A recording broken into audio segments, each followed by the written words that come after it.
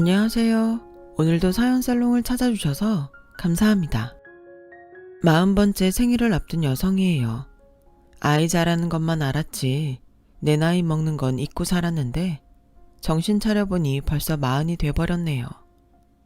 또래들에 비해 인생 굴곡이 많았던 저는 이제 인생 2막을 끝내고 인생 3막을 시작하려고 합니다. 제 인생의 1막은 부모로 인한 시련의 연속이었고 2막은 결혼으로 인한 배신의 시간이었어요. 그래서 이제부터 시작될 인생 3막은 남들처럼 평범한 인생을 살 수 있길 바랄 뿐입니다. 요즘 들어 더더욱 평범한 인생만큼 복된 인생도 없다는 생각이 들거든요. 그건 아마도 지나온 제 인생이 너무 고됐던 탓인지도 모르겠네요. 저를 낳아주신 친부모님은 전생의 원수가 환생에 만난 사이였던가 봐요. 제가 기억하는 한 하루도 싸우지 않는 날이 없었을 정도였거든요. 둘 중 누가 하나 죽어야 끝날 것 같던 싸움은 제가 중학교에 들어가던 해 엄마가 암으로 세상을 떠나시면서 드디어 끝이 났습니다. 비록 아빠와는 견원지간처럼 늘 다투던 엄마였지만 그래도 저한테는 세상에 둘도 없는 소중한 분이셨어요. 명문대 수학과를 나왔던 엄마는 능력도 없고 가정에 소홀했던 아빠를 대신해 집안 살림은 물론 경제활동까지 해야 했어요. 거기다 저를 혼자 집에 두고 일하러 다닐 수가 없어서 궁여지책으로 집에서 수학 과외를 시작하셨죠. 엄마는 대학생 때부터 과외를 해서 등록금을 벌어왔던 터라 전문 강사 못지않게 실력이 뛰어났어요. 그 덕에 타 과외 선생들보다 여러 가지 핸디캡이 있는데도 불구하고 엄마한테 배우려는 학생들이 끊이질 않았죠. 저희 집은 저녁 시간대가 되면 인근 중고등학생 언니 오빠들로 북적였어요. 심지어는 소문을 듣고 타 지역에서 과외를 받으러 올 정도였거든요. 엄마는 평일 주말 할 거 없이 일을 억척스럽게 해야 했어요. 남들 보기엔 돈 많은 시집에 부모 회사 물려받을 남편을 둔 가정주부가 뭘 그렇게 억척을 떨며 사나 했겠지만 그럴 수밖에 없는 이유가 있었어요. 바로 철없는 저희 아빠 때문이었죠. 애초에 네가 애만 갖지 않았어도 우리가 결혼할 일은 없었어. 너도 나 알잖아. 난 한 여자한테 정착해서 살 수 있는 놈이 아니란 거. 그러게 나한테 공부나 가르칠 일이지 왜 여자 냄새는 풍겨선 인생을 망치니? 난 또 어떻고. 네가 임신하는 바람에 난 20살에 유부남이 됐단 말이야.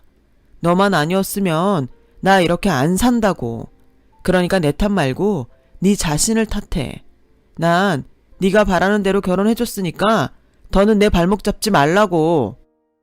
아빠는 애초에 가장의 책임감 따위는 엿바꿔 먹을 애도 없는 사람이었어요. 큰 사업체를 가진 집안의 둘째 아들인 아빠는 공부에는 소질이 없는 날라리 학생이었어요. 그래서 대학도 못 가고 나이롱 재수생으로 살고 있었죠. 친할머니는 그런 아들을 어떻게든 대학에 넣을 생각에 대학가에서 이름 날리던 과외 선생이었던 저희 엄마를 집주 과외 선생으로 들였어요. 어려운 형편 때문에 고학생 신분이던 엄마는 돈 욕심에 덜컥 그 제안을 받아들였어요. 내가 큰 거 바라는 거 아니에요. 그저 우리 애 지방대라도 좋으니 대학에 들어가게만 해줘요. 그럼 그쪽 졸업할 때까지 학비며 생활비는 대줄 테니까요. 망나니 아들을 대학에 넣을 욕심에 명문대 장학생인 엄마를 집에 들인 친할머니는 반년도 안 돼 자신이 고양이 앞에 생선을 갖다 바쳤다는 걸 알게 되었어요. 한창 여자에 관심이 많던 나이였던 아빠가 인물이 좋았던 엄마를 가만히 뒀을 리가 없었죠. 입지 과외 선생으로 들어온 지 반년도 안 돼 엄마는 저를 임신했고 그 사실을 알게 된 할아버지는 엄마를 며느리로 들이고 그 길로 바로 아빠를 자원 입대시켰어요. 엄마 아빠 모두 원치 않는 결혼이었기에 둘은 눈만 마주치면 으르렁대고 싸워댔죠. 서로가 자신의 인생을 망쳤다고요. 아빠가 군대에 가 있는 동안 엄마는 저를 낳았어요. 총명한 며느리를 대학 중퇴로 집에 들어앉히기 싫었던 할아버지는 유모까지 들여 엄마가 다시 대학에 다닐 수 있도록 해주셨죠. 시아버지의 며느리 사랑에 화가 난 친할머니는 할아버지 눈을 피해 엄마를 괴롭히곤 했어요. 그리곤 아빠가 제대를 하자 엄마한테 한 가지 제안을 하셨죠. 너도 나도 서로 얼굴 보고 사는 거 징글징글한 게 사실 아니니? 그래서 말인데 네가 내 아들 대학만 붙여주면 니들 분가 허락하마. 서울이든 지방이든 상관없다. 4년제 졸업장만 따게 해주면 내가 네 앞으로 아파트도 한 채 사주마. 어때? 해볼 맘 있니? 분가라는 말에 엄마는 아빠를 대학에 합격시키기 위해 사활을 걸었어요. 여자들이랑 나이트에서 놀 생각만 가득하던 아빠는 엄마의 노력에도 불구하고 공부엔 눈길도 안 줬지만요. 한창 놀고 싶은 나이인 거 나도 알아. 그래도 성인이라면 자신이 벌인 일에 대해 책임은 져야 하잖아. 우리 민정이 나 혼자 만든 애 아니야. 그러니까 당신도 아빠 노릇은 해야지. 당신이 대학만 들어가면 그날부터 나 당신 인생에 터치 안 할 거야. 바람을 피든 딴 살림을 차리든 절대 간섭 안 할 테니까 대학만 들어가자. 내가 책임지고 당신 대학 보내줄게. 아빠는 자기 인생에 터치 않겠다는 엄마 말에 그날부터 공부를 시작했고, 엄마는 쪽집게 과외선생 명성에 걸맞는 실력으로 꼴통 남편을 결국 대학에 입학시켰어요. 비록 서울에 있는 대학은 아니었지만 서울 근교에 있는 대학이라 아빠를 아는 사람들은 다들 놀라지 않을 수가 없었죠. 그렇게 엄마는 아빠를 대학에 합격시키고 분가를 할 수 있었어요. 하지만 친할머니가 약속했던 아파트는 결국 받지 못했어요. 아빠가 수업 일수와 학점 부족으로 제적을 당했거든요. 이미 가정까지 꾸리고 사는 아들을 남몰라라 할 수 없어서 할아버지는 아빠를 위해 회사에 자리를 마련해 주셨어요.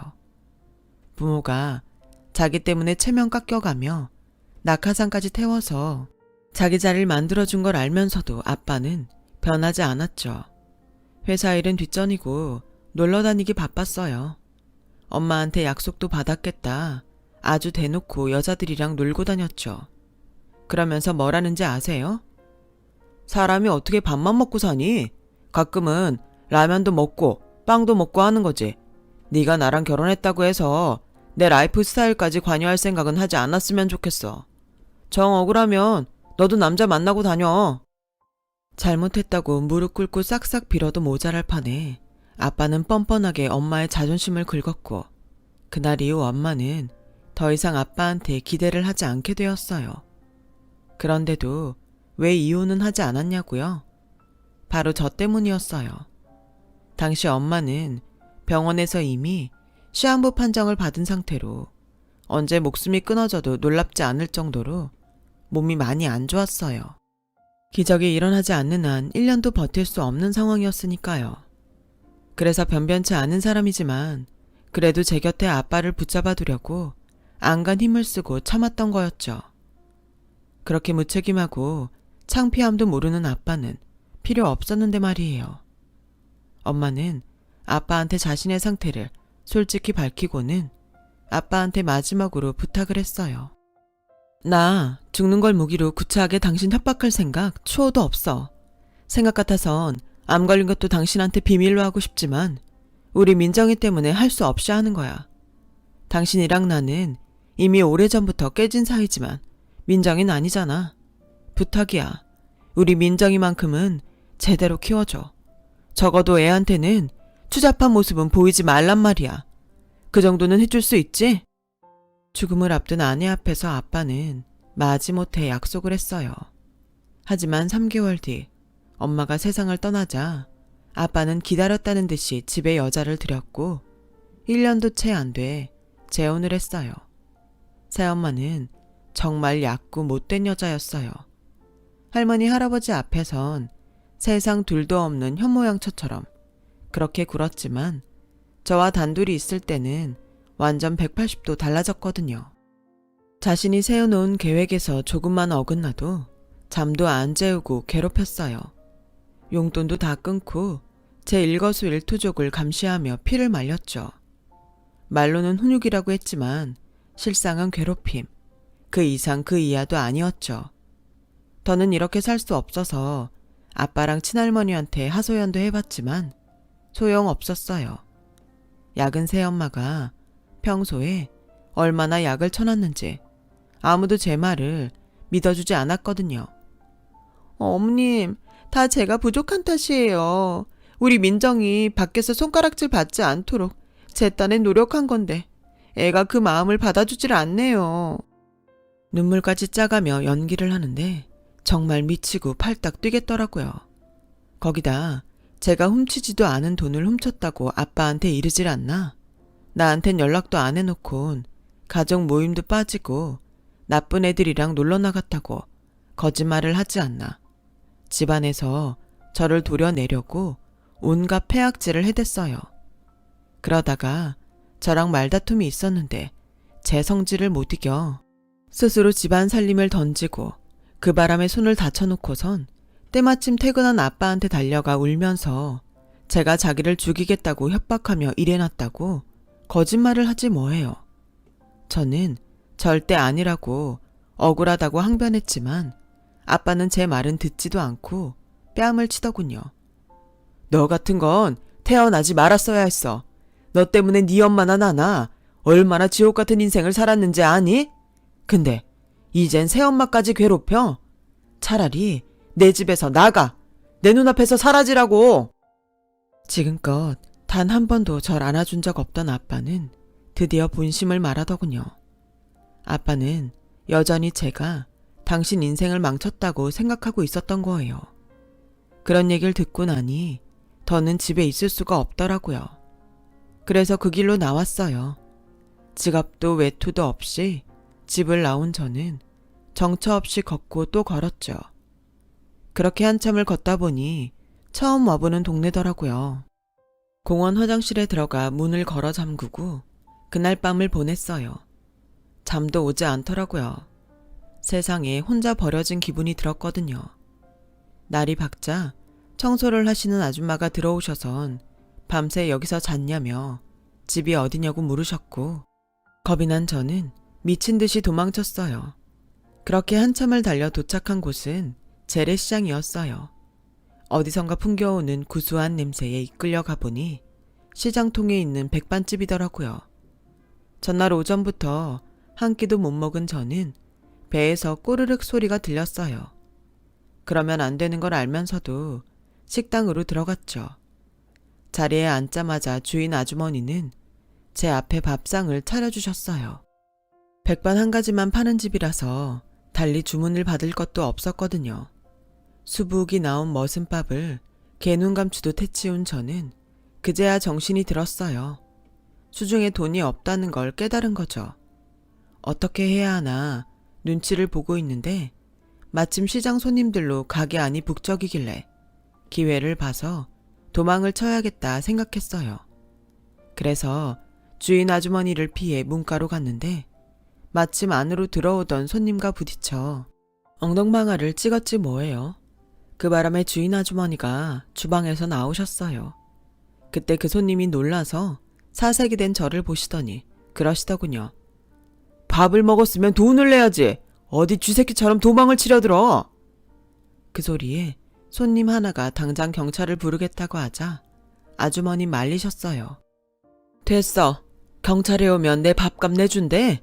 괜히 바쁜 시간에 파출소 드나드느니 일손으로 부리는 게 낫지. 예, 네 밥값은 설거지로 대신해라. 안 그래도 일손이 딸려서 사람 부를 참이었는데 잘 됐다. 설거지는 할 줄 알지? 그렇게 저는 무단 취식을 한 죄로 주방에 들어가 설거지를 하게 됐어요.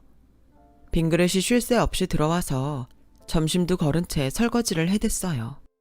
3시가 넘어 손님이 끊기자 아주머니가 저를 부르시더라고요. 앉아라. 금강산도 식후경이라는데 먹어야 힘내서 일할 거 아니냐. 차는 별로 없지만 허기는 면할 수 있을 거다. 말은 그렇게 하셨지만 테이블 위엔 먹음직스러운 갈비찜도 있더라고요. 평소에 먹던 것과는 달리 새빨간 게 매콤 칼칼해서 밥도둑이 따로 없었죠. 메뉴엔 없는 거야. 단골들한테만 가끔 해주는 건데 다들 잘 먹더구나.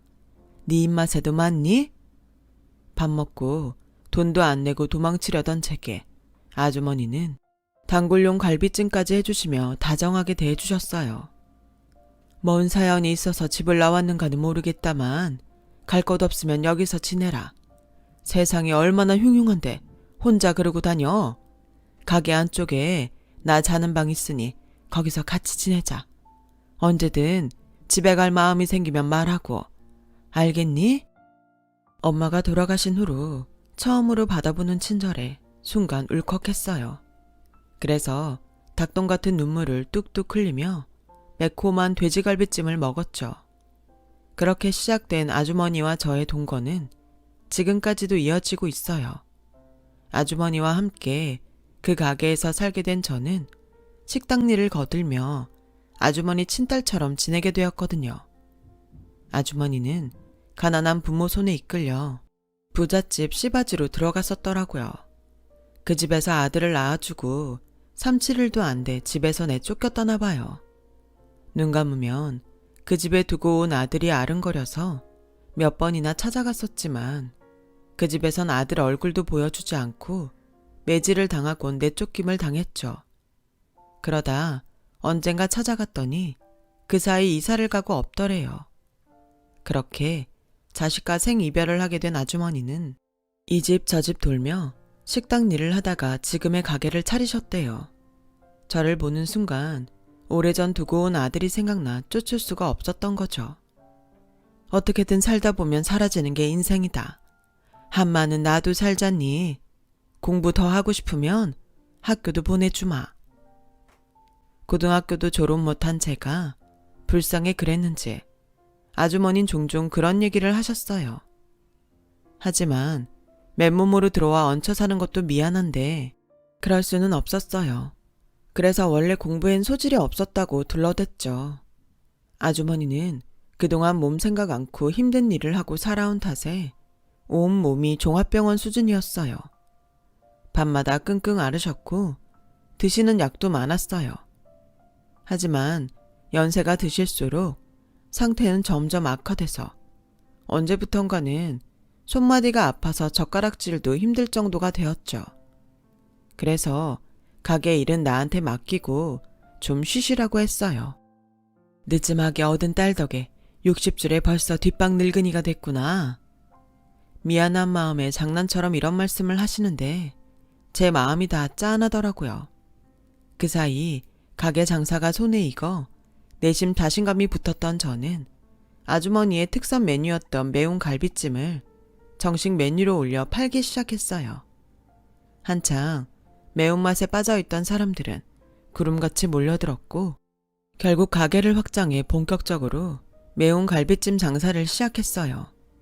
혼자서 장사하기엔 힘이 붙여서 주방과 홀에도 직원을 여럿 두게 되었죠. 그러자 아주머니가 아픈 몸을 이끌고 나와 뭐라도 돕겠다고 하시길래 카운터를 맡기게 되었어요. 그렇게 맛집으로 소문난 우리 가게는 일반 손님들은 물론 인근 대학에 다니는 대학생들도 자주 찾아왔어요. 그 중에는 대학 졸업을 앞두고 공무원 시험을 준비하는 제 남편도 있었죠. 남편은 주머니가 가벼운 탓에 메인 메뉴인 갈비찜은 못 먹고 늘 백반 정식을 먹고 가곤 했어요. 그 모습이 안타까워 하루는 갈비찜 몇 토막을 접시에 담아 내주었더니 다음 날인가 선물로 머리핀을 하나 사다 주더라고요. 길거리서 파는 싸구려지만 그쪽한테 어울릴 것 같아서 하나 샀어요. 수줍게 핀을 건네고는 도망치듯 가게를 빠져나가는 남편을 보니 자꾸 웃음이 났어요. 안 그래도 눈길이 가던 사람이었는데 선물까지 받으니 왜 안 그렇겠어요. 그런데 아주머니는 남편이 마음에 안 드셨던 모양이에요. 저놈은 틀렸어. 눈빛을 보니 속에 은큼한 구렁이가 든 놈 같아. 괜히 저런 놈이랑 어울릴 생각 말어. 네 짝은 내가 제대로 된 놈으로다가 구해줄 테니까. 그때 그 말을 들었어야 했는데 사람 마음이 어디 그런가요? 연민에서 시작된 남편에 대한 마음은 남편의 끈질긴 구애에 사랑으로 변해버렸고 1년 넘게 연애를 한 우린 결혼을 하게 되었죠. 당시 남편은 몇 년째 공무원 시험에 떨어져 백수 상태였지만 제게 그런 건 아무 문제가 되지 않았어요. 부모도 없이 사는 제 처지엔 오히려 남편처럼 변변치 못한 남자를 만나 흠이 들춰지지 않고 사는 게 나을 것 같다는 생각을 했었거든요. 그래서 남편과 결혼을 결심했던 거죠. 물론 아주머니는 결사 반대였죠. 민정아, 네가 무슨 마음으로 이런 놈이랑 결혼을 하려는지는 아는데 결혼은 그렇게 하는 게 아니다. 나중에 피눈물 흘릴 수 있어. 그러니까 제발 마음 접어. 엄마, 멀쩡한 집에서 나 같은 애 며느리로 받아주겠어. 부모한테도 버림받고 고등학교도 못 나온 나를 사람 취급이나 해주겠냐고. 저 남자 가진 것도 없고 직장도 없는 사람이지만 그래서 더 내가 기 안 죽고 살 수 있는 거라고. 그러니까 저 사람 사위로 받아줘요. 그럼 이거 한 가지만 약속해라. 네 남편이랑 시댁엔 절대 네 친정 얘긴 하지 마라. 지금은 안 그런 척해도 나중에라도 그런 걸로 책 잡힐 거다. 엄마 말 알겠지? 남편은 제가 아주머니 친딸이 아니라는 걸 모르고 있었어요. 때가 되면 모든 걸 말해야겠다 생각하고 있었는데 아주머니는 절대 그 말만은 하지 말라고 하시더군요. 그래서 그러겠다고 했어요. 그렇게 저는 남편과 결혼을 하게 됐죠. 결혼 조건으로 아주머니를 모시고 살기로 했던 터라 신혼집을 구할 것도 없이 우리 집에 남편이 들어와 살게 되었어요. 어차피 남편은 직업도 없던 터라 신혼집을 구할 처지도 아니라서 처가살이를 반대할 처지가 아니었죠. 거기다 시댁이 워낙 찢어지게 가난해서 큰아들 장가 보냈는데도 10원 한 장 보탤 여력이 없었어요. 그러니 시댁에서도 별말 없었고요. 결혼 후 남편은 저를 도와 가게 일을 시작했어요. 단골 손님들은 남편 보고 전생에 나라를 구했냐면서 놀려댔어요. 제가 번 돈으로 시댁 식구들까지 먹여 살리고 있으니 왜 안 그렇겠어요? 그래서인지 시어머님도 그렇고 시동생과 시누이들도 저한테는 다들 늘 고마워했어요. 제 발로 걸어 들어온 복덩이라나요? 빈말인지는 몰라도 듣기는 좋더군요. 매운 갈비찜의 대박으로 대기 손님이 많아져서 근처에 분점을 내게 되었어요. 제가 가게 2개를 다 관리할 수가 없어서 분점은 남편이 점장으로 가 있기로 했어요. 그런데 하루는 남편이 그러더라고요. 어차피 사람 부릴 거 내 동생들 쓰면 어떨까 하는데 자긴 어때? 남의 손 타봐야 좋을 거 없잖아. 가족끼리 해야 믿을 수도 있고 아무래도 남보다는 낫지 않아? 하긴 그 말이 틀린 것 같진 않았어요. 어차피 집에서 놀고 있는 시동생과 시누이 데려다 쓰면 시댁 살림에도 도움이 되고 나중에라도 자기들이 자립하는 데도 좋을 것 같았거든요. 그래서 그러라고 했죠. 하지만 아주머니 생각은 달랐어요. 글쎄다. 내 생각엔 차라리 남을 부리는 게 나을 것 같구나.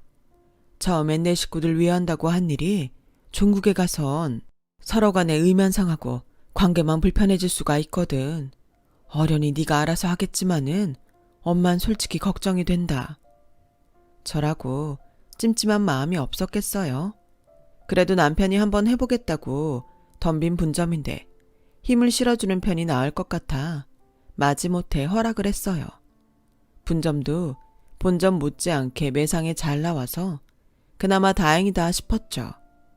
그렇게 순풍에 돛을 단 듯 장사도 잘 되고 별 문제 없이 흘러갔는데 언제부턴가 분점 매출이 현저히 줄기 시작했지 뭐예요. 불시에 가보면 늘 가게는 손님들로 북적이는데 매출은 딴판이더라고요. 그런데 웃긴 건 본점에서 분점으로 넣어주는 고기 양은 전과 다를 바가 없다는 거였죠. 이건 필시 누가 금고에 손을 댄다는 거였어요. 그리고 그 범인은 바로 제 남편이었죠. 그래서 참다 못해 남편한테 한 소리를 했더니 남편이 그러지 뭐예요. 자기야, 그동안 자기한테 말 못한 게 하나 있는데 실은 우리 집에 빚이 좀 있어. 그동안 엄마가 내 뒷바라지 하면서 여기저기서 돈을 좀 끌어다 쓰셨다나 봐. 다른 것도 아니고 내 학비랑 고시 뒷바라지 하면서 쓴 돈인데 내가 어떻게 모른 척 하겠어. 당신한테 미리 말 못한 건 미안해. 처가에 얹혀 사는 주제에 빚까지 있단 말을 차마 못하겠더라고. 그래서 말인데 내가 정말 열심히 일할 테니까 이 빚까지만 도움 좀 주면 안 될까? 부탁이야. 하긴 그렇게 가난한 집에서 아들을 대학 공부까지 시키려면 돈이 한두 푼 들었겠어요. 있는 사람들한텐 별거 아닌 푼돈이겠지만 없는 사람한테는 먹고 사는데 들어가는 돈도 무시할 수 없는 돈이니까요. 그래서 그 빚은 분점 매상에서 갚아 나가라고 허락해 주었어요. 사실 제가 분점을 차린 데는 그럴 만한 이유가 있었어요. 언제고 아주머니 아들을 찾게 되면 아주머니한테 받은 가게를 돌려줄 생각을 하고 있었거든요. 그래서 그때를 대비해 미리 차려둔 거였죠. 물론 남편한테는 비밀로요. 시간이 흘러 분점도 자리를 잡았고 모든 게 순조롭게 흘러가고 있었어요. 그러던 중 시어머니 환갑이 다가왔죠. 남편은 모처럼 장남 노릇을 하겠다며 어머니 환갑 기념으로 다 같이 해외로 효도 관광을 떠나자고 하더군요. 저도 장사만 하느라 제주도도 한번 못 가본 처지라 이참에 한번 가볼까 싶더라고요. 그런데 뭐? 우리 엄마한테 가게를 맡기고 가자고? 기왕 가는 거 우리 엄마도 모시고 가면 안 돼? 자기야, 나야 그러고 싶지. 근데 그렇게 하면 장모님이 편하실까? 사돈 환갑여행인 거 뻔히 아시는데 게다가 연세도 있으셔서 해외여행은 힘드실 거야. 장모님이랑은 나중에 따로 가면 되잖아. 안 그래? 물론 남편 말이 틀린 건 아니지만 그래도 아주머니 혼자 떨어뜨려 놓고 가는 게 왠지 마음에 내키지 않았어요. 그런데 이 얘기를 어디서 들었는지 아주머니가 먼저 그러시는 거예요. 아이고, 난 해외여행 안 간다. 다리도 아프고 비행기 타는 것도 싫어. 그러니까 내 걱정 말고 니들이나 다녀와. 가게는 내가 보고 있을 테니 걱정들 하지 말고. 결국 아주머니를 남겨두고 우리 부부와 시댁 식구들만 여행을 떠나게 되었어요. 여행을 떠나기에 앞서 직원들한테 당부할 게 있어서 분점에 들렀다가 충격적인 모습을 목격한 거예요. 바로 남편의 이중적인 모습이었죠. 손님도 다 빠져나간 가게에서 남편과 아주머니 그리고 서빙 여직원이 말다툼을 벌이고 있더라고요. 남편은 거품문 개처럼 소리치더군요. 남이사 딴 주머니를 차든 딴 집 살림을 차리든 장모님이 무슨 상관이에요? 아니지. 집사람이랑 피 한 방울도 안 섞인 남남인데 장모는 무슨 장모? 그간 아주 잘도 속이셨더만. 왜? 내가 모를 줄 알았어요. 사람 참 염치도 없으시네. 피 한 방울 안 섞였으면서 어떻게 모녀인 척 속이고 안방을 차지해? 아줌마, 인생 그렇게 살면 안 돼요. 나이살 처먹었으면 염치는 있어야지. 난 또 남남인 것도 모르고 꼬박꼬박 장모님 하면서 살았네. 집사람은 어떤가 몰라도 난 내 돈 꽁으로 먹는 인간은 눈뜨고 못 봐. 그러니까 앞으로는 가게 나와서 서빙을 하든 설거지를 하든 일하라고. 이번 일 집사람한테 입만 뻥끗 해봐. 그땐 내가 아주 가만 안 둘 테니까. 말년에 길바닥에서 인생 종치고 싶지 않으면 내 말 잘 들으라고. 앞으로 밥값 제대로 안 하면 바로 내쫓을 테니까 알아서 하셔. 재수없으려니까 별 거지 같은 게 꼬여선 사람 귀찮게 하네. 그러자 남편 옆에 찰싹 달라붙어 있던 젊은 서빙 직원이 한 소리 했어요. 자기야, 이게 이렇게 끝낼 일이야? 저 할머니가 사장한테 우리 사이 말 안 하겠냐고. 그러지 말고 지금이라도 돈 챙겨서 뜨자. 그간 챙겨준 돈 꽤 되잖아. 미쳤냐? 앞으로도 계속 꺼냈을 수 있는 화수분을 두고 푼돈만 챙기게? 내가 이러려고 그 여자를 꼬신 줄 알아? 중졸에 애미애비도 없는 년 내가 왜 몇 년이나 공들여 결혼까지 했겠냐고. 걔처럼 지가 꿀리는 게 있는 애들은 이쁘다 이쁘다 해주면 꼬리 살랑살랑 치며 평생 충성하는 멍멍이라고. 그때였어요. 아주머니가 달려들어 남편의 멱살을 쥐었어요. 에라이 쓰레기 같은 놈아. 네 놈이 이러고도 살성 싶으냐? 내 귀한 딸을 뭐가 어쩌고 어째? 네 놈을 처음 본 순간부터 이런 놈인 줄 알았다. 네 눈깔이 딱 그렇게 천하의 잡놈처럼 생겼더라. 남의 인생에 들러붙어 피 빨아쳐먹는 버러지 같은 놈아. 네 오늘 네 놈 죽이고 감옥 갈란다. 이 할망구가 뭐래? 잡놈? 버러지? 인생이 불쌍해서 봐주려고 했더니 어디서 함부로 짓거려. 잘 됐어. 괜히 입나불 될까봐 걱정할 거 없이 이참에 정신병원에 쳐 넣어줄게. 그 말에 순간 빡이 돌더라고요. 뭐? 누굴 정신병원에 넣어? 그 전에 내가 너부터 깜빵에 쳐 넣어주마. 이 인간 쓰레기야. 거지 같은 인생 불쌍해서 받아줬더니 아주 네가 네 목을 발로 차는구나. 능력도 없어서 내 가게에 빌붙어 있는 주제에 가게 직원이랑 바람까지 피워? 그래놓고 뻔뻔하게 우리 엄마한테 협박까지 해? 이 썩을 놈아. 우리 엄마한테서 당장 그 더러운 손 떼지 못해? 이 은혜도 모르는 개자식아. 네 입으로 술술 불었으니 더는 들을 필요 없고 내 가게에서 구질구질한 니네 식구들 싹 데려가고 너도 당장 내 집에서 짐 싸들고 나가. 그리고 똑똑히 알아도 그간 거지 같은 너랑 네 식구들 먹여 살린 그 돈이 누구 돈인 줄 알아? 여기 있는 우리 엄마 돈이었어. 네가 그렇게 노리던 본점 점주가 바로 우리 엄마라고. 근데 누가 누굴 보고 일을 하래? 이런 배은망덕한 새끼야. 우리 엄마 돈 아니었으면 당장 입고 나갈 빤스 한 장도 없는 새끼가. 암튼 너랑은 더 할 말 없으니까 나갈 때 그간 네가 삥땅 친 돈도 고스란히 두고 나가. 안 그랬다간 네 형량 더 늘어날 테니까.